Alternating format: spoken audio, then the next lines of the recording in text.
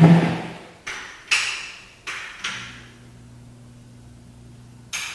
like that. No, not that one.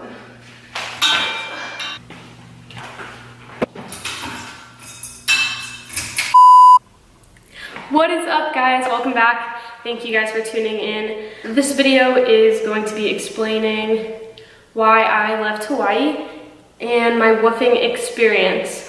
I know everybody's very confused because the last video that I posted was explaining why I moved to Hawaii, and not a few weeks later I am back home in Florida. It's just kind of a change that I wasn't really expecting. I hope the echo isn't too bad in here. Maybe I should move to another room. Me and my boyfriend decided to do woofing, which is a work trade program where you basically provide volunteer hours, a certain amount of hours a week on an organic farm, and they provide you with room and board, and you get to eat off the land. So when we found out about this, we were really stoked. We were like, holy shit, let's go. And I just kind of jumped right in. I researched so many farms. I spent like a whole month researching, and we got like a few responses, and like the first one that felt like kind of a good fit, I was like, I'm just gonna trust it and go with it. The first day we got there, the host is literally picking us up from the airport, and she's like, hey, so I'm going to New York for 3 weeks. And we're like, okay. And she's like, yeah, like my mom is sick, and my sister has to, my sister's taking care of her, but she's going on vacation, so she asked me if I could watch her. And we're like, okay, like no problem, we understand. You know, we wished that she would have told us that before we got to Hawaii, obviously, because a big part of woofing and why we wanted to do it was to learn about organic farming and sustainability. So we did want to have a host there with direction, and she was leaving in 1 week, and we just got there. So we get to the farm, and we are going up this mountain, and it's like the worst road you've ever driven on in your life, and the farm is like all the way at like the top. So we thought that, we knew she was on a slope, but she said in the description that it was like a short walk to the main road, and hitchhiking, as you probably know, is really safe and like a reliable means of transportation in Hawaii. So we thought we would be able to just walk down to the street and hitch a ride anywhere. That was not the case. It rained almost every single day, and it was a hike and a half to get down and back up that mountain. So it was like a whole day endeavor just to go down and get a ride. So if we worked that day, we would basically just stay on the mountain because it was just like pointless at that point. The first week, one of her sons, she had a few sons on the farm, and one of her sons brought like fresh ahi tuna, and we sliced it up with like mango and avocado from the farm and made rice, and we had like little sushis that we made, and it was just so good. We picked a bunch of tangelos from the tree and made juice, and me and Dom were just so happy. We were like, wow, this is the life, like this is what we came here for. And everything was really good, and then we were like, you know, it might be cool when she leaves because we can just kind of like explore the island, and we don't really have to do that much work. But then she left, and we realized that we have no car. We can't get anywhere because she used to take us to, you know, the store when she was going, and her sons were like super unreliable. We were watching her dogs also. Her dogs were like upset that she left. I guess they were just like making trouble. They were awesome dogs, but every single day there was a problem. And like I said, it would rain every day. So whenever it would rain, this one of her dogs was like the biggest baby ever, and he ripped our tent. We were in like a car tent, one of those like car tents from Costco, and they built like a wood floor foundation and like a door. But he ripped the side of it, and he would go in there every single day with like mud on his feet and get it all over the bed and like mess everything up. And she just like would not help us. We were like, she's like, oh, I'm sorry.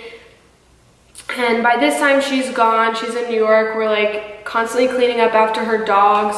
And there was also, I forgot this whole entire part. When we got there, there's like this 55-year-old guy who was a woofer and now like lives on the farm that we were not informed about at all.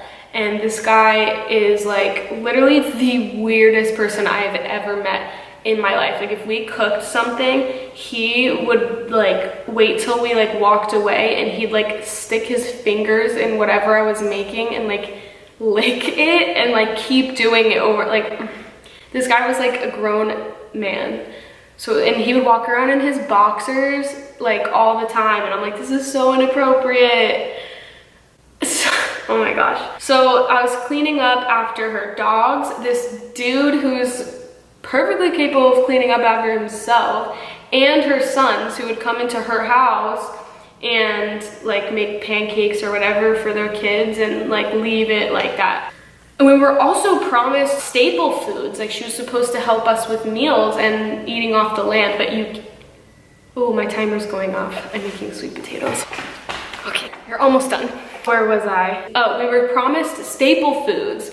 And she was supposed to help us. We were supposed to eat off the land, and all she really had was avocados, bananas, and lemons. So like we were just buying so many groceries every single week. And Hawaii is, as you know, a really expensive state. Our money was just like all the money we saved was like used up in like a few weeks. So we started to think about leaving before she even came back. She was there for 3 weeks. We kind of went back and forth because I really wanted to, like I made that video during that time and I just really wanted to get something out of Hawaii. I didn't know if I was going to switch farms or travel somewhere or do something that was going to show me why I came there. But I was just so done and so exhausted and burnt out. By the time that she came back, she was just like on edge, and like she came back and then her mom died, so she had to go back to New York. And so we were trying to be really nice and really understanding because like she didn't know that was all gonna happen. But we just told her, we're like, listen, like we're gonna go home a little early because this isn't really what we expected. And she was like, at first she was like, yeah, I figured, blah blah blah. And then she would like, whenever we saw her, she'd make like slick comments like, yeah, some people just don't have what it takes. And like just like random stuff that would like irk us, and we're like, I can't tell if she's trying to be petty or not, but we were just like really nice and cordial. And so we ended up renting a truck and just touring the island, the big island, for the last couple of weeks. We didn't really get to learn too much about organic farming or sustainability. We had some friends that were farming that actually taught us like a lot more than she did. Also towards when she came back, she had us work one day and she had us spray Roundup on all her coffee trees. And we were like, she's certified organic and she's selling her coffee as certified organic. And we're just like, okay.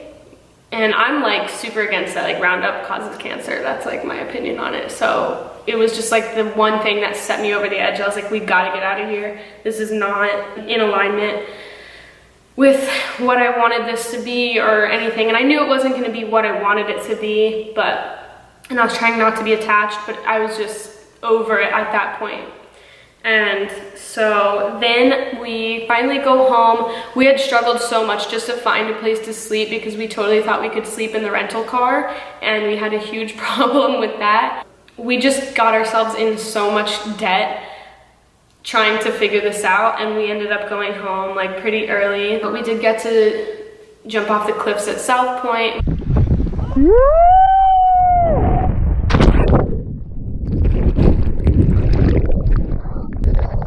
Ouch!